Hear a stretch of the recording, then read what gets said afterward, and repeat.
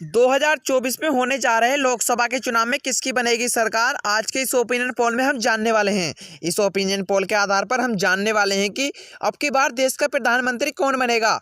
मैं आपको बता दूं कि जैसे जैसे चुनाव नजदीक आ रहा है वैसे वैसे राजनीतिक पार्टियों में खलबली मची हुई है। देखा जा रहा है कि राजनीतिक पार्टियों के बड़े बड़े दिग्गज नेता वर्तमान पार्टियों को छोड़कर किसी अन्य पार्टी में शामिल हो रहे हैं। इससे साफ जाहिर होता है कि अब की बार चुनाव काफी दिलचस्प रहने वाला है। अभी ये भी जनता के बीच से एक ताजा सर्वे निकलकर सामने आया जिसमें जनता ने कर दिया बड़ा खुलासा। जनता ने बता दिया कि अब की बार देश का प्रधानमंत्री कौन बनेगा और किसकी बनेगी सरकार। नमस्कार और आप देख रहे हैं टुडे पॉलिटिक्स विचार। 2024 लोकसभा के इस ओपिनियन पोल में आप सभी का हार्दिक स्वागत है। तो दोस्तों, हम आपको बता दें कि 2024 में होने जा रहे लोकसभा के चुनाव में किसकी बनेगी सरकार, आज की इस ओपिनियन पोल में हम जानने वाले हैं। बने रहिए वीडियो के लास्ट तक और आपको पता चल जाएगा कि अब की बार देश का प्रधानमंत्री कौन बनेगा। उससे पहले मैं आपकी जानकारी के लिए बता दूं कि देश में कुल लोकसभा की 543 सीटें हैं और यदि हम बहुमत की बात करें तो देश में कुल 272 सीटों का बहुमत का आंकड़ा है। हम आपको इस ओपिनियन पोल में एक एक राज्य से किस पार्टी को कितनी सीटें मिलने का अनुमान है विस्तार से बताएंगे। इस ओपिनियन पोल में हम देखेंगे कि अब की बार देश के प्रधानमंत्री तीसरी बार बनेंगे नरेंद्र मोदी या फिर कोई अन्य देश का नेता प्रधानमंत्री बनेगा। और आप अब की बार देश में किसकी सरकार देखना चाहते हैं कमेंट करके जरूर बताएं, क्योंकि जनता की राय लोकतंत्र को मजबूत बनाने के लिए महत्वपूर्ण होती है। इसलिए अपनी कीमती राय अवश्य दें और अभी तक भी हमारे चैनल को सब्सक्राइब नहीं करा तो प्लीज़ चैनल को सब्सक्राइब कर लें ताकि आने वाली वीडियो का नोटिफिकेशन आप तक पहुँच सके। चलिए वीडियो को शुरू करते हैं और सबसे पहला राज्य है उत्तर प्रदेश। उत्तर प्रदेश में लोकसभा की 80 सीटें हैं। यदि बात करें उत्तर प्रदेश में इंडिया की तो इंडिया के खाते में 43 सीटें जाती दिखाई दे रही हैं। और यदि बात करें एनडीए यानी बीजेपी की बात करें तो बीजेपी के खाते में 37 सीटें जाती दिखाई दे रही हैं। चलिए इसी के साथ अगर महाराष्ट्र की बात करें तो महाराष्ट्र में लोकसभा की 48 सीटें हैं। यदि महाराष्ट्र में बात करें इंडिया यानी महागठबंधन की बात करें तो महागठबंधन के खाते में 29 सीटें जाती दिखाई दे रही हैं। और यदि बात करें एनडीए यानी बीजेपी की बात करें तो बीजेपी के खाते में 19 सीटें जाती दिखाई दे रही हैं। वहीं अगर उड़ीसा की बात करें तो उड़ीसा में लोकसभा की 21 सीटें। यदि बात करें उड़ीसा में इंडिया की तो इंडिया के खाते में 3 सीटें जाती दिखाई दे रही हैं। और यदि बात करें एनडीए यानी बीजेपी की बात करें तो बीजेपी के खाते में 4 सीटें जाती दिखाई दे रही हैं। और इसी के साथ अगर अदर की बात करें तो अदर के खाते में 14 सीटें जाती दिखाई दे रही हैं। चलिए इसी के साथ अगर आंध्र प्रदेश की बात करें तो आंध्र प्रदेश में लोकसभा की 25 सीटें। यदि आंध्र प्रदेश में बात करें इंडिया की यानी महागठबंधन की तो महागठबंधन के खाते में 10 सीटें जाती दिखाई दे रही हैं। और यदि बात करें एनडीए यानी बीजेपी की बात करें तो बीजेपी के खाते में 7 सीटें जाती दिखाई दे रही हैं। और यदि बात करें अन्य दल की तो अन्य दल के खाते में 8 सीटें जाती दिखाई दे रही हैं। चलिए इसी के साथ अगर पश्चिम बंगाल की बात करें तो पश्चिम बंगाल में लोकसभा की 42 सीटें। यदि पश्चिम बंगाल में बात करें इंडिया यानी महागठबंधन की तो महागठबंधन के खाते में 31 सीटें जाती दिखाई दे रही हैं। और यदि बात करें एनडीए यानी बीजेपी की बात करें तो बीजेपी के खाते में 11 सीटें जाती दिखाई दे रही हैं। यानी कि देखा जाए तो पश्चिम बंगाल में बीजेपी को हार का सामना करना पड़ सकता है। चलिए इसी के साथ अगर हिमाचल प्रदेश की बात करें तो हिमाचल प्रदेश में लोकसभा की 4 सीटें। यदि हिमाचल प्रदेश में बात करें इंडिया यानी महागठबंधन की तो महागठबंधन के खाते में 2 सीटें जाती दिखाई दे रही हैं।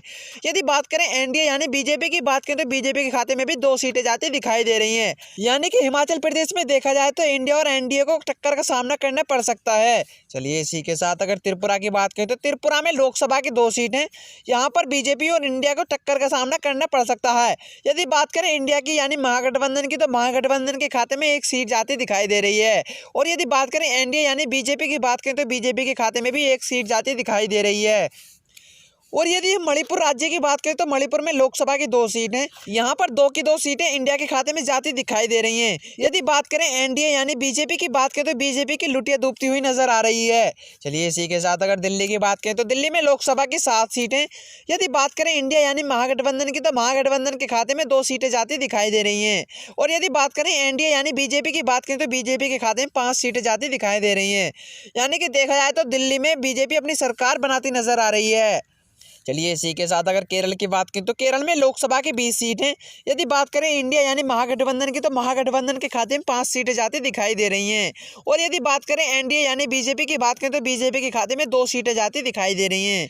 यदि बात करें अन्य दल की तो अन्य दल के खाते में 13 सीटें जाती दिखाई दे रही हैं। आमतौर पर केरल राज्य में भी बीजेपी को हार का सामना करना पड़ सकता है। चलिए इसी के साथ अगर झारखंड की बात करें तो झारखंड में लोकसभा की 14 सीट हैं। यदि बात करें इंडिया यानी महागठबंधन की तो महागठबंधन के खाते में 9 सीटें जाती दिखाई दे रही हैं। यदि बात करें अन्य दल की तो अन्य दल के खाते में कोई भी सीट जाने का अनुमान नहीं है। और यदि बात करें एनडीए यानी कि बीजेपी की बात करें तो बीजेपी के खाते में 5 सीटें जाती दिखाई दे रही हैं। चलिए इसी के साथ अगर मेघालय की बात करें तो मेघालय में लोकसभा की 6 सीट हैं। यहाँ पर इंडिया की बात करें तो इंडिया के खाते में 4। यदि बात करें एनडीए यानी बीजेपी की बात करें तो बीजेपी के खाते में 2 सीटें जाती दिखाई दे रही हैं। यानी कि देखा जाए तो मेघालय राज्य में महागठबंधन अपनी सरकार बनाती नजर आ रही है। और चलिए इसी के साथ अगर अरुणाचल प्रदेश की बात करें तो अरुणाचल प्रदेश में लोकसभा की 2 सीट हैं। यहाँ पर एनडीए और इंडिया को टक्कर देखने को मिल सकती है। यदि बात करें इंडिया की तो इंडिया के खाते में 1 सीट जाती दिखाई दे रही है। और यदि बात करें एनडीए यानी कि बीजेपी की बात करें तो बीजेपी के खाते में 1 सीट जाती दिखाई दे रही है। चलिए इसी के साथ अगर असम की बात करें तो असम में लोकसभा की 14 सीट हैं। यहाँ पर इंडिया यानी महागठबंधन की बात करें तो महागठबंधन के खाते में 9 सीटें जाती दिखाई दे रही हैं। और यदि बात करें एनडीए यानी बीजेपी की बात करें तो बीजेपी के खाते में 5 सीटें जाती दिखाई दे रही हैं। यानी कि देखा जाए तो असम राज्य में बीजेपी को हार का सामना करना पड़ सकता है। चलिए इसी के साथ अगर कर्नाटक की बात करें तो कर्नाटक में लोकसभा की 28 सीट हैं। यदि बात करें महागठबंधन की तो महागठबंधन खाते में 19 सीट जाती दिखाई दे रही हैं। और चलिए इसी के साथ अगर एनडीए यानी बीजेपी की बात करें तो बीजेपी के खाते में 9 सीटें जाती दिखाई दे रही हैं। चलिए इसी के साथ अगर उत्तराखंड की बात करें तो उत्तराखंड में लोकसभा की 5 सीट हैं। यदि बात करें इंडिया यानी महागठबंधन की बात करें तो महागठबंधन के खाते में 3 सीटें जाती दिखाई दे रही हैं। और यदि बात करें एनडीए यानी बीजेपी की बात करें तो बीजेपी के खाते में 2 सीटें जाती दिखाई दे रही हैं।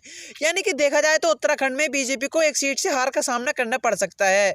वहीं अगर गुजरात की बात करें तो गुजरात में लोकसभा की 26 सीट हैं। यदि गुजरात में इंडिया यानी महागठबंधन की बात करें तो महागठबंधन के खाते में 11 सीटें जाती दिखाई दे रही हैं। और यदि बात करें एनडीए यानी बीजेपी की बात करें तो बीजेपी के खाते में 15 सीटें जाती दिखाई दे रही हैं। चलिए अगर इसी के साथ राजस्थान की बात करें तो राजस्थान में लोकसभा की 25 सीट हैं। यहाँ पर इंडिया यानी महागठबंधन के खाते में 10। यदि बात करें एनडीए यानी बीजेपी की तो बीजेपी के खाते में 15 सीट जाती दिखाई दे रही हैं। यानी कि देखा जाए तो राजस्थान में बीजेपी अपनी सरकार बनाती नजर आ रही है। चलिए इसी के साथ अगर तेलंगाना की बात करें तो तेलंगाना में लोकसभा की 17 सीट हैं।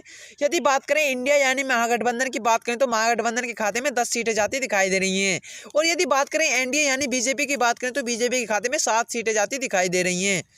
वहीं अगर जम्मू कश्मीर की बात करें तो जम्मू कश्मीर में लोकसभा की 6 सीट हैं।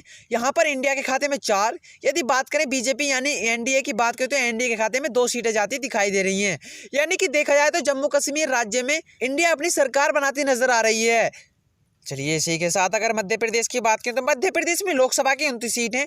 यदि बात करें मध्य प्रदेश में इंडिया की तो इंडिया के खाते में 13। यदि बात करें एनडीए की यानी बीजेपी की बात करें तो बीजेपी के खाते में 16 सीटें जाती दिखाई दे रही हैं। यानी कि मध्य प्रदेश में बीजेपी अपनी सरकार बनाती नजर आ रही है। चलिए इसी के साथ अगर गोवा की बात करें तो गोवा में लोकसभा की 2 सीट हैं।